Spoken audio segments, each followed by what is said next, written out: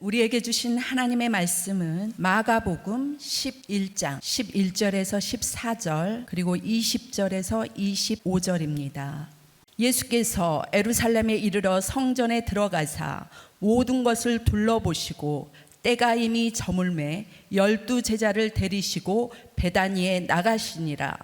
이튿날 그들이 베다니에서 나왔을 때 예수께서 시장하신지라. 멀리서 잎사귀 있는 한 무화과 나무를 보시고 혹 그 나무에 무엇이 있을까 하여 가셨더니 가서 보신즉 잎사귀 외에 아무것도 없더라. 이는 무화과의 때가 아님이라. 예수께서 나무에게 말씀하여 이르시되 이제부터 영원토록 사람이 내게서 열매를 따먹지 못하리라 하시니 제자들이 이를 듣더라. 아멘. 20절에서 25절 그들이 아침에 지나갈 때에 무화과 나무가 뿌리채 마른 것을 보고 베드로가 생각이 나서 여짜오되 라비여 보소서 저주하신 무화과 나무가 말랐나이다. 예수께서 그들에게 대답하여 이르시되 하나님을 믿으라. 내가 진실로 너희에게 이르노니 누구든지 이 산더러 돌려 바다에 던져지라 하며 그 말하는 것이 이루어질 줄 믿고 마음에 의심하지 아니하면 그대로 되리라. 그러므로 내가 너희에게 말하노니 무엇이든지 기도하고 구하는 것은 받은 줄로 믿으라. 그리하면 너희에게 그대로 되리라. 서서 기도할 때 아무에게나 혐의가 있거든 용서하라. 그리하여야 하늘에 계신 너희 아버지께서 너희 허물을 사하여 주시리라 하시니라. 아멘. 자, 이제 호산나 찬양대 찬양해 주시고 영상 보고 말씀 나누겠습니다.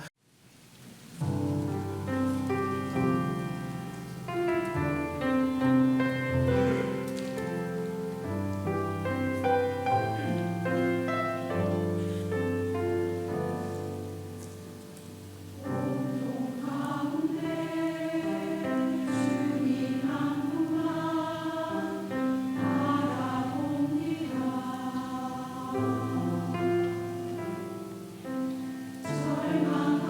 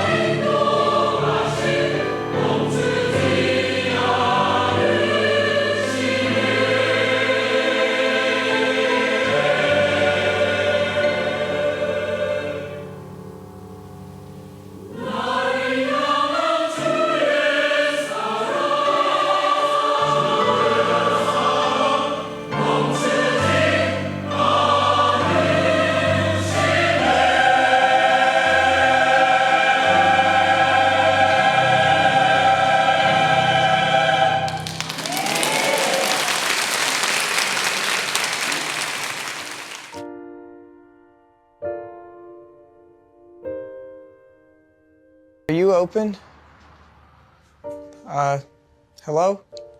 Have a seat. Thanks. Listen, but before you get started, I just want you to know that, I don't really have, I don't have much. How do you want your cut? Honestly, anything would be better than this. But I don't have much money. What's your name? Calvin. I'm not worried about your money, Kelvin.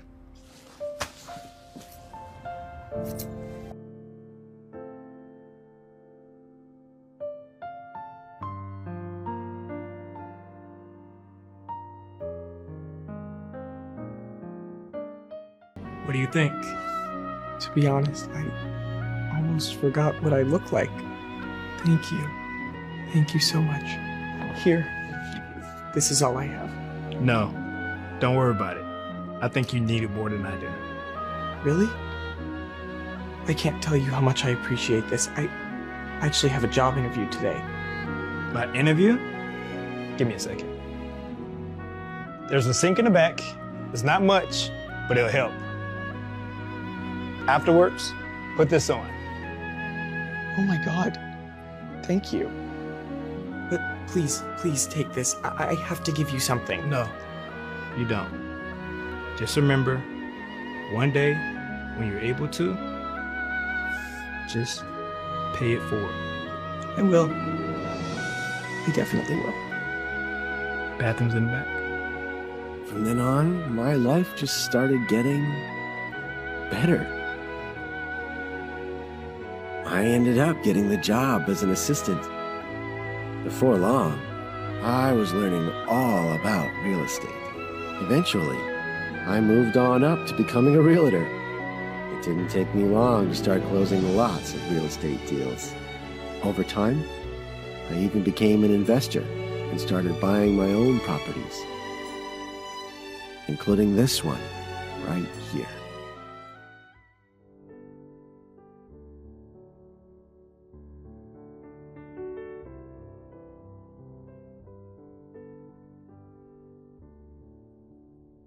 So you see, 20 years ago, you gave me a free haircut. And I'll never forget what you said. You said, the kindness that you put into the world will always come back to you.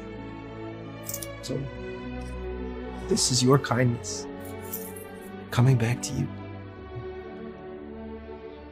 Oh my God. I can't believe it. I don't know how I can ever pay. You don't have to. Just never stop. Okay?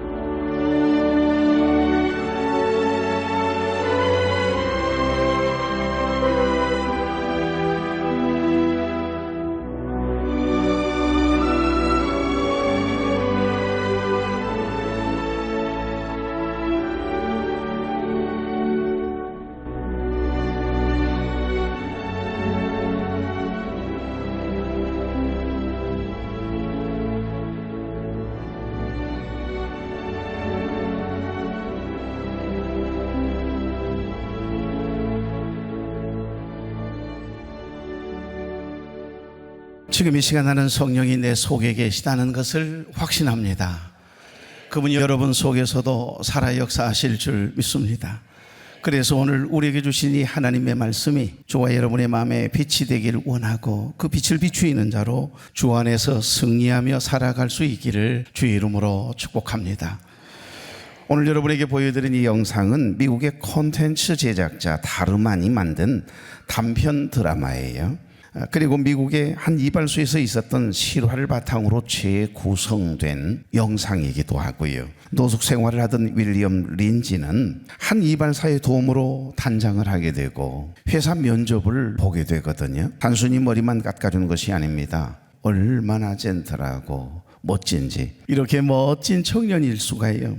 너무 감동을 받은 이 노숙인이 그 이발사의 너무 그 따뜻한 마음을 느낀 나머지 감동을 받고 이력서를 냅니다. 그리고 면접을 보게 되고요. 이때 이 고마운 이발사 아저씨 Pay it forward 딱 한마디 하거든요. Pay it forward. 여기 A가 있어요. A는 이발사입니다. 지금 누구를 도왔지요? 이 노숙자를 도왔어요. 그러니까 A가 B를 도와주면 B는 그 고마움을 나에게 갚지 마, 너는 또 다른 C에게 도와주라고 하는 뜻의 의미의 단어가 pay it forward입니다. 여러분, 이 표현은 오래전부터 존재했지만은 실제적으로 2000년도에 개봉했던 한 영화의 제목이 pay it forward예요. 아름다운 세상을 위하여. 이 영화를 통해서 전 세계적으로 유행했던 말이기도 합니다. 시간이 흘러서 노숙자였던 윌리엄 린지는 크게 성공한 부동산 중개인이 됩니다. 그리고 평생 그 이발사에게 받았던 그 특별한 그 은혜가 잊혀지질 않아요. 어떻게 해서든지 그 은혜를 갚고 싶은 마음에 이웃들에게 나누고 좋은 일을 많이 합니다. 그는 큰 부자가 되고 땅 부자가 되지요. 그는 경영난으로 인해서 폐업 위기에 처한 이발사의 어려움을 알게 돼요. 그래서 결국에는 그 은혜를 갚기 위해서 20년이 지난 후에 그 이발소 건물을 통째로 사들여요. 그리고 지금의 나를 있게 해준 이 이발사에게 그 건물을 사서 열쇠를 건네면서 20년 전에 길가에 심겨진 나무가 되어준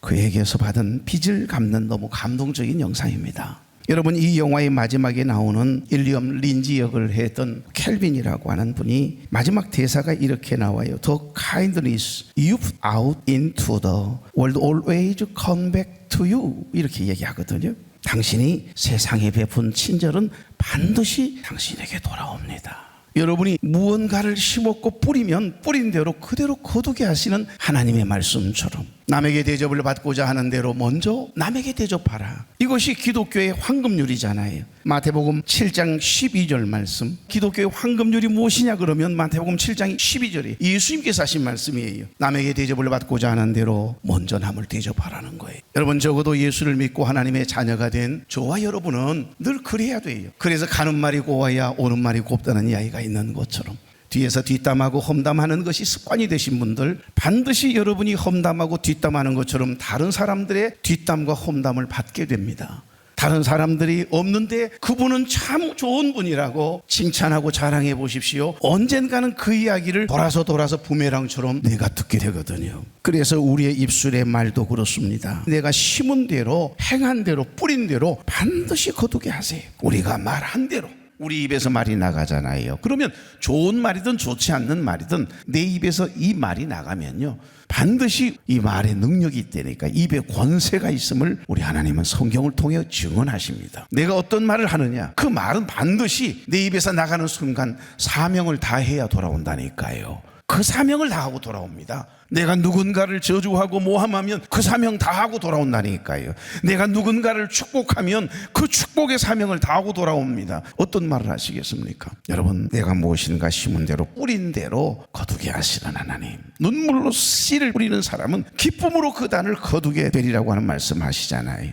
내가 진실로 너에게 이르노니 너희가 여기 내 형제 중에 지극히 작은 자 하나에게 한 것이 곧 누구에게 한 것이다? 나에게 한 것이다. 내게 한 것이다. 마태복음 25장 40절에 예수님께서 하신 말씀이거든요. 우리 하나님께서 우리에게 은혜를 베풀어 주실 때 지극히 작은 자에게 한 것이 결국 나에게 한 것이다. 하나님을 위해서 한 것이다. 이게 바로 pay it forward라고 하는 단어입니다. 하나님께 받은 이 측량할 수 없는 은혜를 하나님께 직접 갚을 길은 없지만은 우리가 인생을 살아가면서 만나게 하시는 크고 작은 일을 경험한, 어려움을 만난, 나의 중보의 기도가 필요한, 긍휼히 여기는 마음을 통해서 위로를 받아야 할 지극히 작은 자들에게 흘려보내는 것이 곧 주님께 보답하는 길임을 우리에게 말씀하고 있는 겁니다.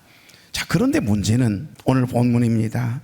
예수님 당시 교회는 종교 지도자들은 하나님께 예배를 드리러 성전에 올라갔던 사람들 중에는 자기 배를 채우느라고 자기 의를 드러내느라고 이웃을 돌보지 않았어요. 예수님께서 때가 되어 십자가를 지시기 위해 예루살렘으로 입성하고 계실 때였습니다. 수많은 군중들이 길가로 몰려 나와서 그들의 겉옷을 펴고 종려나무 가지를 꺾어서 길에 펴고 손에 들고는 호산나 호산나 호산나 다윗의 자손이여 찬송하리로다. 주의 이름으로 오시는 이여 곧 이스라엘 왕이시여. 가장 높은 곳에서 호산나 호산나 하면서 환영하며 노래를 불렀잖아요. 그런데 예수님께서 이러면서 기뻐하셨습니까? 너 예루살렘 도성을 바라보며 이렇게 종려나무가지를 꺾어서 흔들어대는 수많은 백성들의 모습을 바라보며 에클라우센 비통해 하셨어요. 애통해 하면서 눈물을 흘리셨다라고 이야기합니다.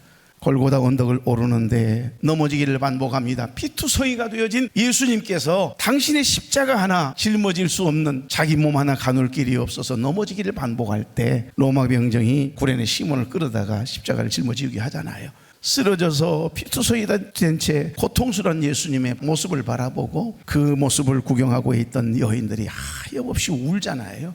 그럴 때 예수님이 뭐라고 하시죠? 나를 위하여 울지 말고 너희 자신을 위해서 그리고 너희 자녀들을 위해서 울라고 말씀하시잖아요. 에클라우센 슬퍼하며 애통해 하시면서 우셨거든요. 지금 호산나 다윗의 자손이여 가장 높은 곳에서 호산나 하던 그들의 이 부르짖음이 환영이 그들의 목소리가 예수를 십자가에 못 박으시오 예수를 십자가에 못 박으시오 외치는 소리로 변할 것을 주님은 보고 계셨던 거지요. 그것보다는 아마 37년 후에 있게 되어질 AD 70년에 하나님께서 급기야 오늘 길가에 심겨진 이 나무처럼 예루살렘의 멸망을 우리 주님은 미리 내다보시고 계셨던 것 같습니다. 여러분 성전에 가보았더니 볼만한 거예요. 성전의 모습은 기도하고 예배드려야 할 성전이 강도의 소굴이 따로 없습니다. 형식적인 예배자들로 가득 차 있고 감사도 없고 죄에 대하여 양심의 가책도 없고 회개할 줄도 모르고 자기의 의만 드러내기에 바쁜 욕심으로 인한 시기와 질투, 미움으로 인한 갈등이 난무했고 썩은 냄새가 진동을 합니다. 용서하라고 해도 다 용서해도 그 인간은 그 일은 용서할 수 없다고 하나님 앞에 예배를 드릴 때는 제물을 올릴 때는 가장 귀한 거 가장 귀한 마음으로 드리는 것처럼 겉모습은 그렇게 때 당시 예루살렘 성전은 화려하고 웅장했거든요. 그 모습처럼 사람들의 마음이 이렇게 썩어 냄새나는 것을 보고 주님은 탄식한 겁니다.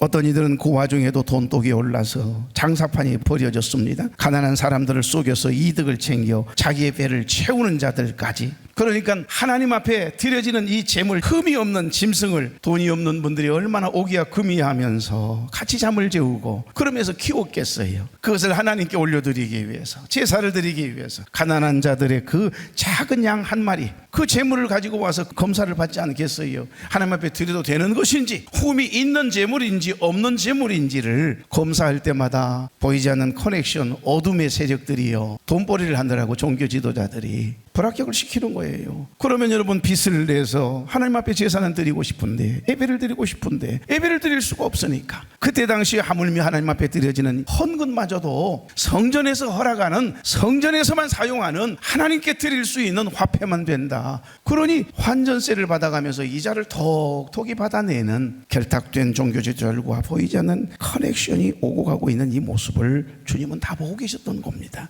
그러니 우리 주님이 얼마나 화가 나셨을까요? 그 다음날 아침 예수님은 제자들과 함께 아침 일찍 예루살렘 성전으로 올라가십니다. 그 가는 길에 길가에 심겨진 무화과 나무를 보셨어요. 예수님이 좀 시장하셨던지 길가에 심겨진 그 무화과 나무 곁에 가까이 다가가시더니 두리번 살펴보십니다.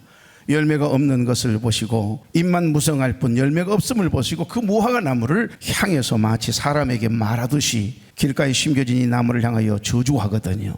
이제부터 영원토록 사람이 내게서 열매를 따먹지 못하리라.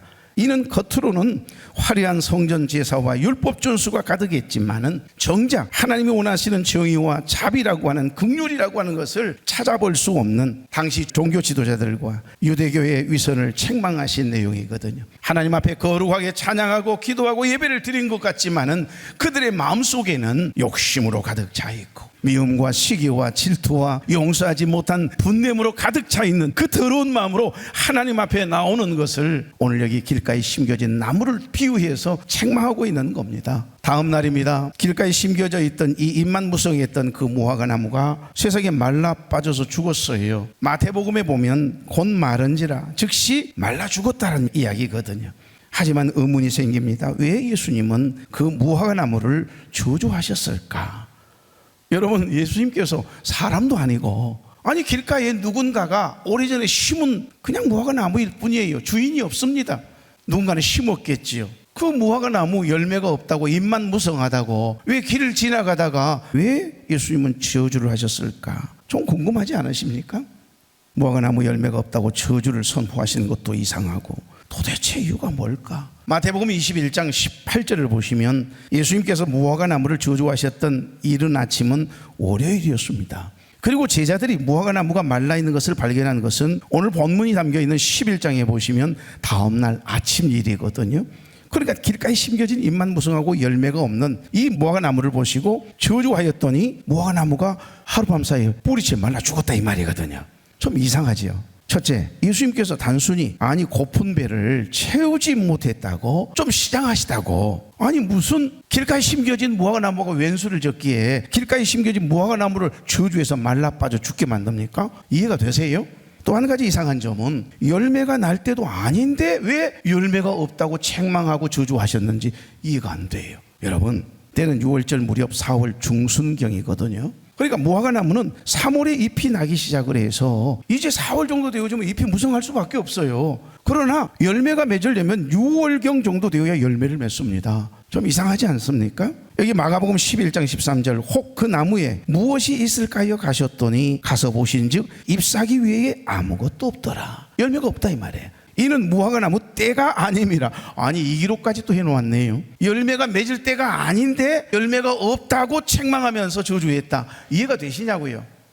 그래요. 이 본문은 진짜 이해가 되지 않는 부분들이 참 많아요. 하지만 좀 더 설명을 들어보시면 이해가 되실 겁니다. 유대 율법에 의하면 길가에 심겨진 무화과 나무가 있다 그러면 누구든지 그 열매를 따먹는 일이 허락되어 있습니다. 옛날 우리 어린 시절에 땡감, 단감은 길가에 심겨져 있을 리가 없죠. 누군가 파서 옮기겠지요. 그 땡감 산에, 그리고 길가에 뚝에 있는 그 땡감은 주인이 절대 따먹어도 아무 말 안 해요. 그거 뭐 익기 전에는, 홍시가 되기 전에는 따먹어봐야 떫어서, 떫냐? 떫어가지고 못 먹는 거거든요. 되대하고 내뱉거든요. 그러니 관리할 필요도 없어요. 사실은 길가에 심겨진 나무는 누가 관리하는 거죠? 사실은 우리 하나님께서 관리하시는 나무예요. 생각해 보십시오. 도대체 이 길가에 심겨진 나무는 어떤 나무이길래 왜 잎만 무성하고 열매가 없다고 예수님은 저주하셨을까? 톰슨 주석에 보니까 오늘날까지 길가에 심겨진 이 무화과 나무는 누구든지예요. 길을 지나가다 말고 시장하거나 배가 고프거나 하면 누구든지 따먹을 수 있는 나무입니다. 그런데 중요한 것은 지중해 연안 국가에서는 이 길가에 심겨진 무화과 나무, 이 열매는 아무나 따먹어서는 안 돼요.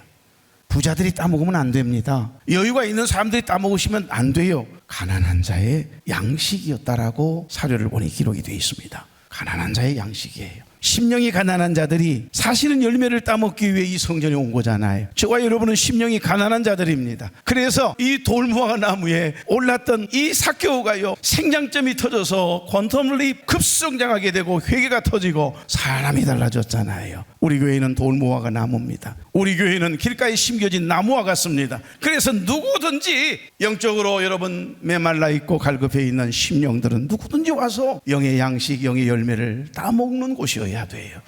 길가에 심겨진 나무는 특별히 참으로 인생을 살아가면서 고단한 삶을 살아가는 상처 입은 수많은 영혼들이, 길 잃어버린 영혼들이, 인생의 목마름을 통하여 힘들어하는 사람들이 누구든지 이 길가에 심겨진 나무인 우리 교회 이 성전에 이 예배에 참여해서 찬양을 통하여, 기도를 통하여, 말씀을 통하여 위로함 받고 영적으로 배부름을 얻고 성령 충만, 은혜 충만해야 하는 것입니다. 이 이야기를 하고 있는 거예요. 여러분, 길가에 심겨진 나무는 가난한 자의 양식이에요. 저는 이 사실을 발견하고 얼마나 감동이 되는지, 그렇구나, 그래서 주님이 그러셨네, 그러면서 한동안 멍해지더라고요. 사랑하는 교회 여러분, 길가에 심겨진 이 나무는 주인이 따로 없지 않아요. 가난한 사람이나 길을 가다가 시장한 사람이라면 누구든지 누구든지 따먹을 수 있는 것이 길가에 심겨진 이 무화과 나무입니다. 그래서 길가에 심겨진 무화과 나무는 이스라엘을 상징하곤 했습니다. 그런데 여러분, 당시 이스라엘은 가난한 자들의 양식이 되는 삶이 아니라 배부른 자들의 외식으로 입만 무성한 삶이었을 뿐 아예 삶의 열매가 없었다 이 말이에요. 적어도 하나님의 선택받은 하나님을 믿는 선민 사상을 가진 하나님의 백성들만큼은 달라야 될 것 아닙니까? 누구든지 나를 만나면, 누구든지 이 성전에 들어오면 가난한 자나 부유한 자나 인생의 목마름을 가진 모든 사람들이 영적인 은혜를 경험하고 인생의 목마름이 해갈되고 하나님의 의료와 치료와 회복을 경험해야 될 것 아니겠어요? 그런데 오직 나만 은혜 받으면 된다는 생각에 남을 정죄하고 남을 판단하고, 그러니까 오로지 나 자신만을 위한, 내 가족만을 위한, 우리 교회만을 위해 욕심을 부리며 살고 있다 그러면 여러분은 지금 열매 없는 잎만 무성한 길가에 심겨진 나무예요. 다 같이요. 우리는 길가에 심겨진 나무들입니다. 아멘. 우리 교회는 길가에 심겨진 나무예요. 길가는 세상을 상징한다고 볼 때 저와 여러분은 타인을 위한 삶이기도 하거든요. 왜 하나님께서 우리를 길가에 심겨진 나무로 심어 놓으셨을까요? 왜 돌무화과 나무로 우리 교회를 이렇게 28년 전 이곳에 세웠을까요? 무엇 때문일 것 같습니까? 우리 자신만을 위한 것이 아니라 내 자녀들과 우리 이웃들을 위한, 타인을 위한 삶이어야 합니다.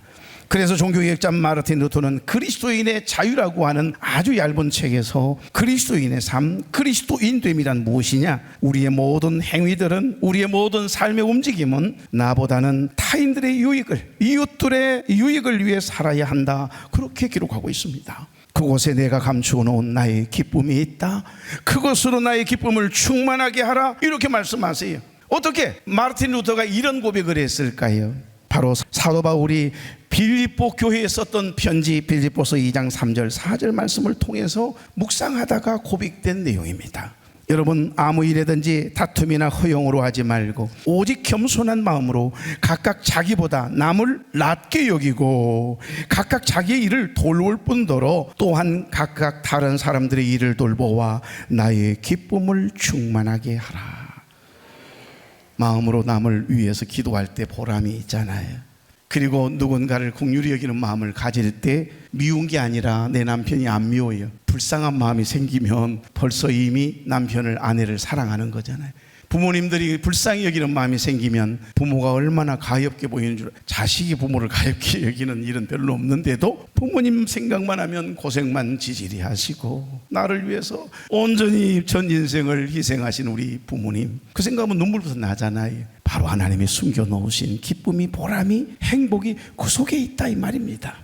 그런데 이스라엘은 그러지 못하고 있었다라고 하는 게 오늘 본문의 말씀이네요. 길가에 심겨진 잎만 무성한 무화과 나무처럼 열매가 없다는 이야기지 않습니까? 고로 무화과 나무를 저주하신 이 사건은 하나님의 백성답지 못한 선민의 자격을 상실한 채 형식적으로만, 입술로만 하나님을 찬양하고 거룩한 것처럼 행동하는 우리를 향한 유대인들에 대한 심판을 상징하기도 합니다. 여러분, 길가에 심겨진 잎만 무성한 이 무화과 나무는 2000년 전 화려하고 웅장하게 세워졌던 예루살렘 성전, 곧 교회를 상징하거든요. 더 나아가서 예수 그리스도를 믿는 움직이는 교회인 바로 저와 여러분을 말씀하고 있는 것입니다. 우리 눈에 보이는, 세워져 있는 우리 교회는 유형적인 교회입니다. 보이는 교회예요. 주님의 피로 값주시고 사신 교회, 이 성전은 만인이 기도하는 집이에요. 하나님의 말씀을 듣고 하나님의 임재를 경험하면서 하나님께 예배하는 곳입니다. 거룩한 무리들이 나와 하나님 앞에 예배를 드리고 기도하는 곳 맞아요. 그러나 더 중요한 교회가 있습니다. 무형적인 교회가 있습니다. 우리 마음에 성전 삼으시고 계시는 하나님의 영 성령이 내주하고 계시는 움직이는 교회가 바로 더 중요해요. 움직이는 교회들이 모여서 한 교회 공동체를 이루는 거잖아요. 나 자신을 생각하십시오. 오늘 이 말씀은 움직이는 교회인 저와 여러분, 움직이는 성전인 저와 여러분을 향하신 주님의 애타는 말씀이거든요. 이 성전은 우리 하나님이 저와 여러분 안에 성전 삼고 계시기에 저와 여러분은 움직이는 성전 교회인 겁니다. 그런데 빛을 따르지 않고 자꾸 어둠의 생각을 하고 어둠을 쫓는다면 어떻게 빛의 열매를 맺을 수 있겠습니까? 여러분에게 묻습니다. 여러분은 빛의 자녀들입니까? 어둠의 자식들입니까? 분명히 아십시오. 이제 더 이상 형식적인 신앙생활을 멈춰라. 하나님의 백성이라면, 그리스도인이라면 그리스도인답게 말하고 그리스도인답게 하나님의 백성다운 삶을 살아서 아름다운 성령의 열매, 입술의 열매, 은혜의 열매들을 맺으며 살아가야 될 것 아니냐. 이 말씀이 오늘 본문의 말씀이에요. 말씀을 정리해야 할 것 같습니다. 왜 예수님은 그 무화과 나무를 저주하셨을까? 때가 되지도 않는 이 무화과 나무에게 세상에 열매가 없다고 저주를 선포하시는 것도 이상하고 참 이상하잖아요. 예수님은 지금 제자들에게 들으라고 하시는 말씀이세요. 자세한 내용을 더 설명할 수 없어 아쉽지만은 가만히 한번 보십시오. 사실은 오늘 본문은 14절까지만 지금 설명을 하고 있습니다. 집에 가셔가지고 20절부터 25절을 쭉 한번 읽어보십시오. 거기에 보시면 사실은 산을 옮기는 믿음의 기도와 연결시켜서 예수님께서 제자들과 대화를 나눈 내용이 나와요. 결국 어떤 이야기죠? 산을 옮기는 믿음의 기도는 뭐냐? 반드시 용서라고 하는 그릇에 담겨야 함을 강조하고 있습니다. 참 이상한 방향으로 흐르고 있죠. 그 말씀은 다음에 전할 기회가 있겠죠. 그러니까 가난한 자의 양식이었던 길가에 심겨진 이 나무는 용서의 나무여야 합니다. 나는 다 용서해도 그 인간을 용서할 수 없다. 그건 여러분 열매가 없는 믿음이에요. 지금 너무 입만 무성하고 많은 사람들에게 화려한 것처럼 이리 오세요, 이리 오세요, 여기 오면 열매 있어요, 이렇게 불러들여 놓고 그 먼 거리를 마다하지 않고 길가에 심겨진 그 무화과 나무 생각하면서 세상에 힘들게 어렵게 배가 고파가지고서 힘도 없는데 거기까지 걸어왔는데, 우리 교회까지 왔는데 은혜도 못 받고 눈에 보이고 마음의 움직임들을 보니 여전히 세상하고 똑같고 서로 시기하고 질투하고 험담하고 공격하고, 이건 도대체가 열매가 없는 겁니다. 그럴 때 그 허탈한 마음으로 교회를 떠나야만 하는 길 잃어버린 영혼들을 생각해 보십시오. 그래서 주님께서는 믿음의 기도에 대한 이야기를 하면서 산을 옮기는 믿음의 기도는 반드시 용서라고 하는 그릇에 담겨야 함을 강조하고 있는 내용이 저 25절까지의 내용입니다. 사랑하는 교회 여러분, 그러니까 가난한 자의 양식이었던 길가에 심겨진 이 나무는 용서의 나무이기도 합니다. 길가에 심겨진 이 나무는 용서의 나무여야 합니다. 용서가 없는 믿음은 열매 없는 잎사귀일 뿐이에요. 우리가 용서라는 그릇에 사랑을 담아낼 때 세상에 상처받은 영혼들이 우리에게 다가와 힘을 얻을 것 아니겠습니까? 바랍니다.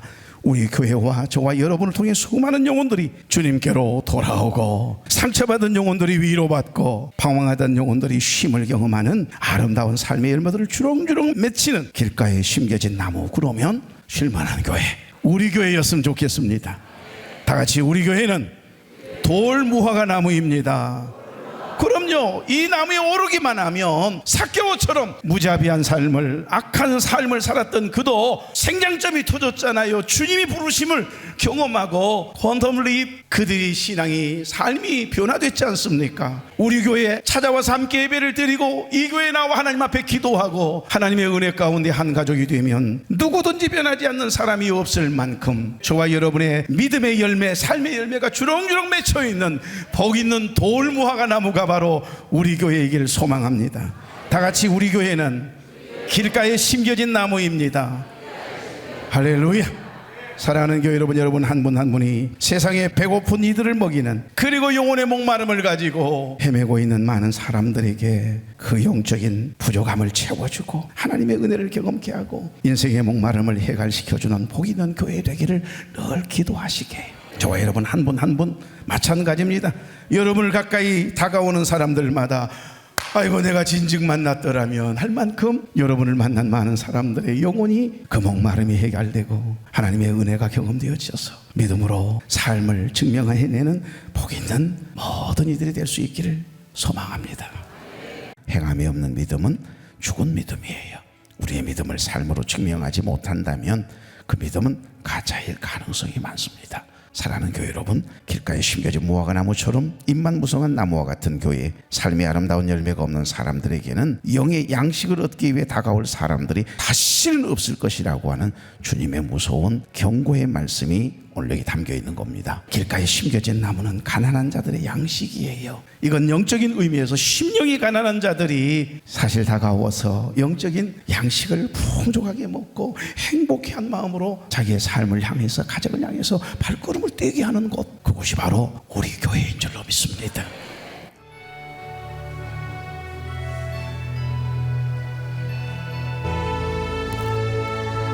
슬픔 속에서도 울지 않는 것,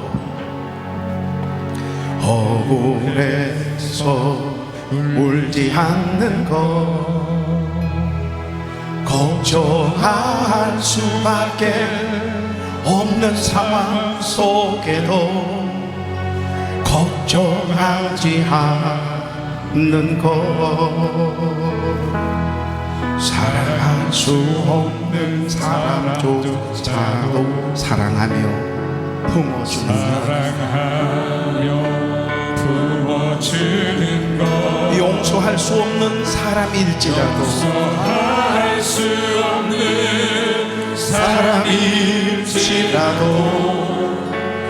용서하여 주는 것,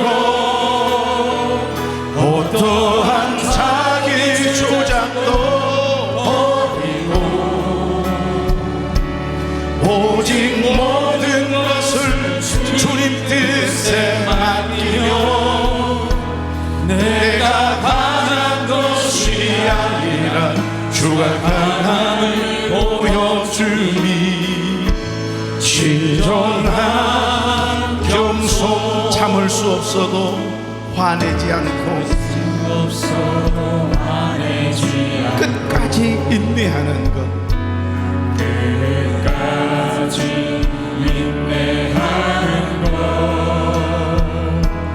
감사할 수 없는 그런 조건에서도 감사하며 사는 것,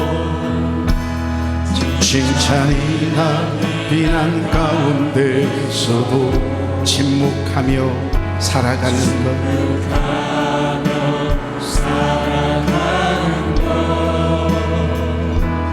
말씀 순종하기 어려울지라도 믿음으로 순종하는 것, 어떠한 자기 주장도 버리고 오직 모든 것을 주님 뜻에 맡기며 내가 강한 것이 아니라 주가 강함을 보여주니 진정한 겸손은 겉사람이 드러나지 않고 속사람이 드러나는 것, 하나님과 가장 가까운 사람이 바로 겸손한 사람.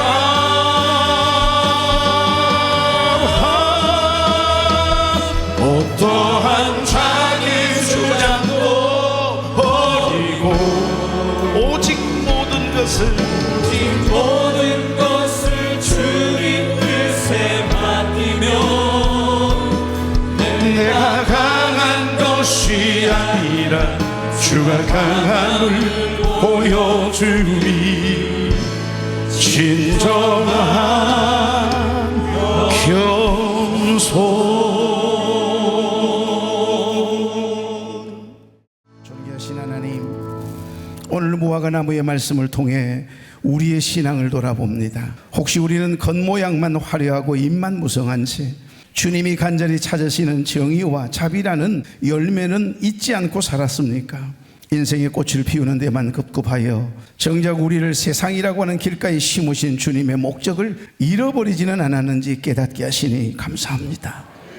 존귀하신 하나님, 하나님께 받은 측량할 수 없는 그 은혜와 사랑의 빚을 우리 곁에 지극히 작은 자들에게 흘려보냄이 있는 Pay it forward의 삶을 살아내게 하옵소서. 우리 교회와 우리 교우들, 세상이라고 하는 길가에 심겨진 신실한 나무가 되어 심령이 가난한 자들이 찾아와 위로를 얻고 방황하는 영혼들이 참된 안식을 얻는 가난한 자들의 양식이 되는 삶을 살아가게 하옵소서.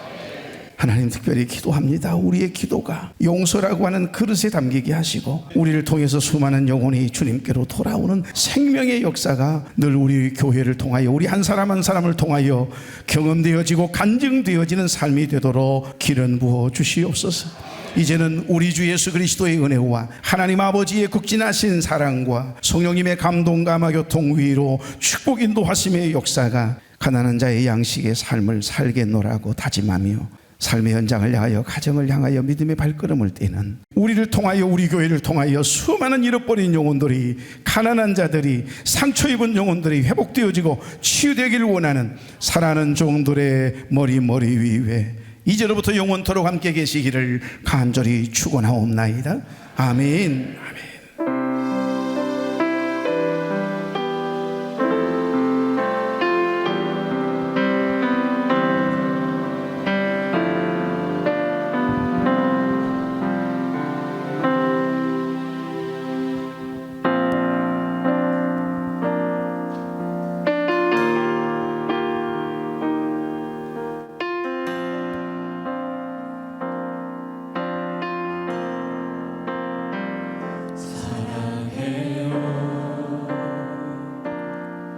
신실하신 나의 주님, 나의 삶 주님 안에 있네. 눈을 뜨는 아침부터 나 잠들기까지 선하신 주를 노래하리.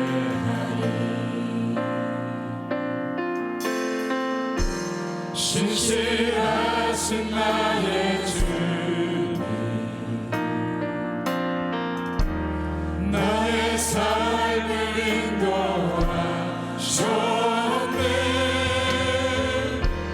나의 모든 호흡 땅에 우선하신 주를 노래하리.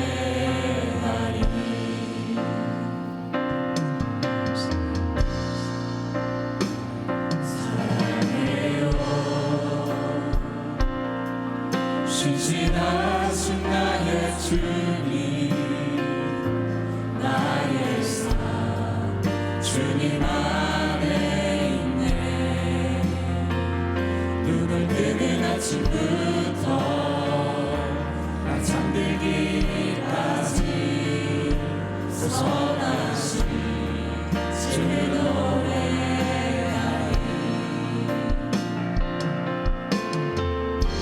신실하신 나의 주님, 나의 삶을 인도하셨네.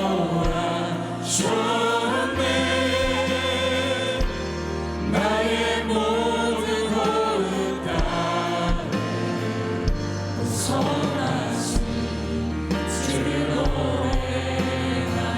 사랑해요 나를 인도하신 주,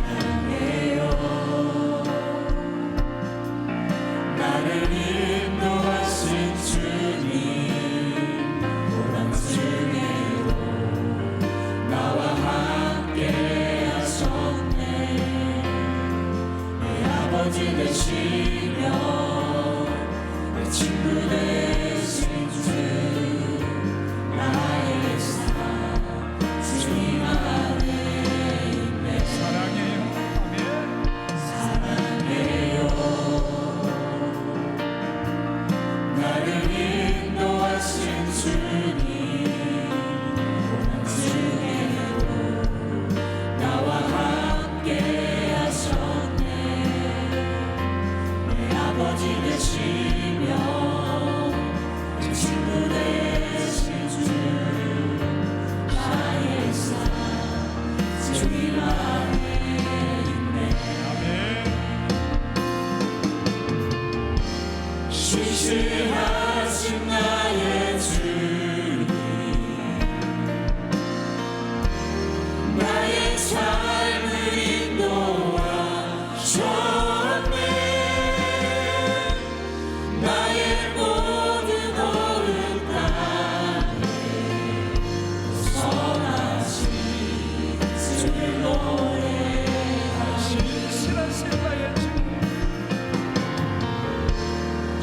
신실하신 나의 주님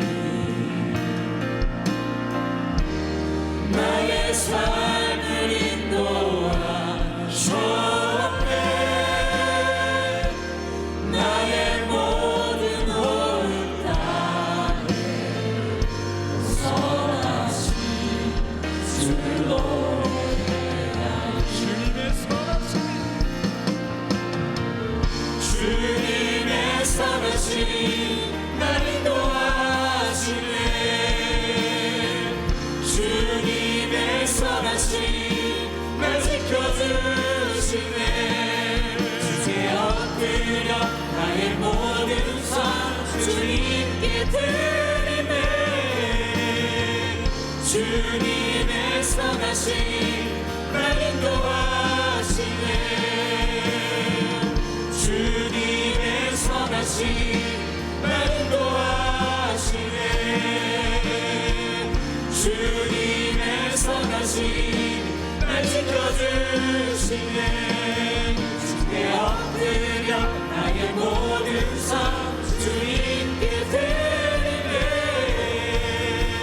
주님의 선하신 날 인도하시네 주님의 선하신 날 인도하시네 주님의 선하신 날 지켜주시네 주께 엎드려 나의 모든 삶 주님께 드리네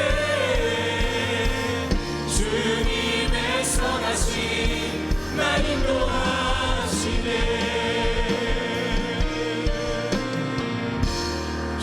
신실하신 나의 주님 나의 삶을 인도하셨네 나의 모든 호흡 땅에 선하신 주를 노래하리 주님의 선하심이 우리를